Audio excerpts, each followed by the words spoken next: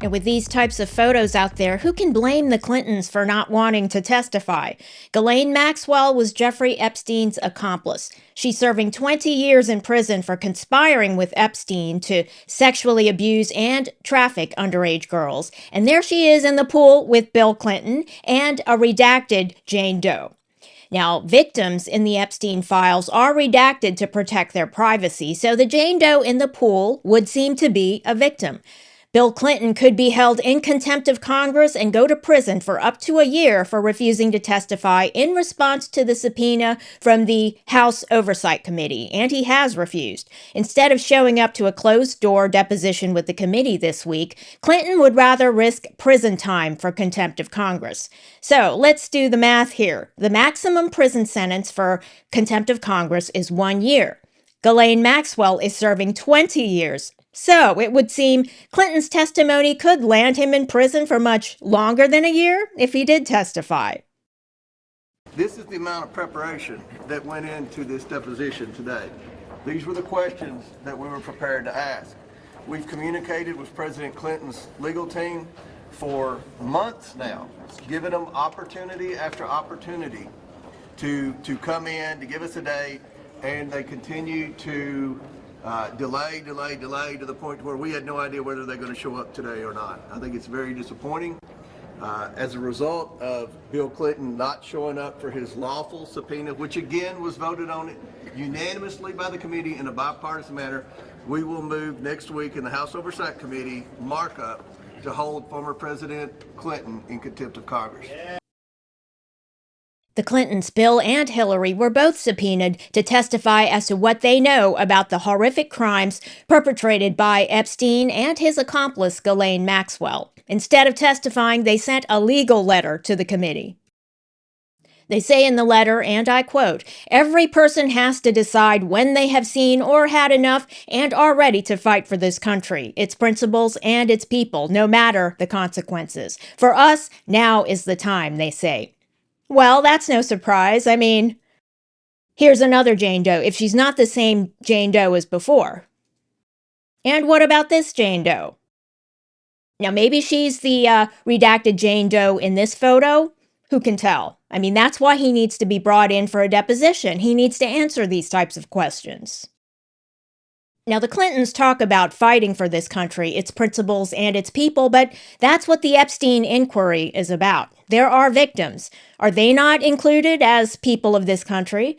And what about the principle of fighting for victims? Or is Bill Clinton just hiding behind such rhetoric, as he did during the Monica Lewinsky and Paula Jones scandals, examples of Clinton's abuse of power?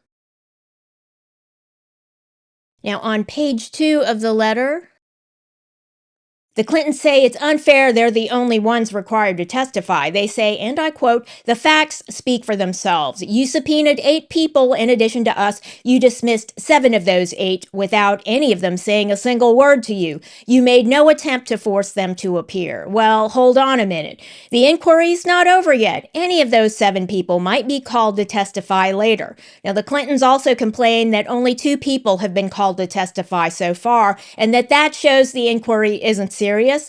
But calling those 2 witnesses was very productive.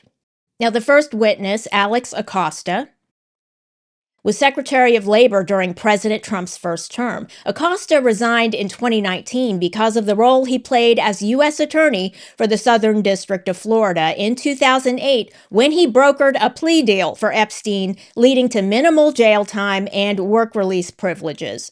Now, Acosta testified last year before the committee in response to a subpoena, explaining that he had done so because he lacked full knowledge of Epstein's crimes.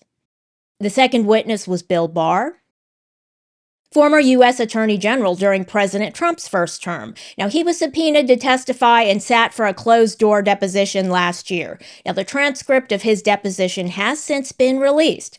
Barr testified that he reviewed the surveillance footage of the jail, and it supported the conclusion that Epstein committed suicide and that there was no conspiracy to murder Epstein to prevent him from testifying. According to Barr, the evidence showed Epstein hanged himself. He jumped off the top bunk in his cell. Barr further testified that the U.S. Attorney's Office in the Southern District of New York never told him about any evidence of young women claiming to have had encounters with President Trump through Epstein. Now, that was a question asked by House member Jasmine Crockett during the deposition. Crockett, a staunch Democrat, voted to subpoena Bill and Hillary Clinton as well. So their silence is rather deafening. Now, if the committee votes next week to cite the Clintons for contempt of Congress, the resolution will go to the full House. If a majority of the chamber votes for it, the Speaker sends a criminal referral to the U.S. Attorney for the District of Columbia, who then could present the case to the grand jury. The maximum possible penalty is up to a year in prison and a fine of $1,000. Now, the Clintons also say in their legal letter, over the last year in the House, extending health care for Americans in any state succeeded only because enough Republicans joined with Democrats. Well, the subpoena is bipartisan. They don't want to mention that. And health care is unrelated to the Clintons' obligation to testify about Epstein, needless to say. The Clintons then go on to assert that the committee should subpoena the sitting U.S. Attorney General Pam Bondi. Talk about deflection. Now, Pam Bondi currently has a job that would put the government on hold if she did have to testify, unlike the Clintons. They complain that Pam Bondi still hasn't released all the Epstein files yet, but want to depose her to delay the release of the files even more. Let's be clear, Pam Bondi is not in the Epstein files. Bill Clinton is. Now, the Clintons go on to say in their letter, despite everything that needs to be done to help our country, you are on the cusp of bringing Congress to a halt to pursue a rarely used process literally designed to result in our imprisonment. This is not the way out of America's ills, and we will forcefully defend ourselves. Their refusal to testify makes them look guilty. The Clintons have to know that, so it appears they really don't want to testify. Thanks for watching, and if you enjoyed this video, leave a like and don't forget to subscribe.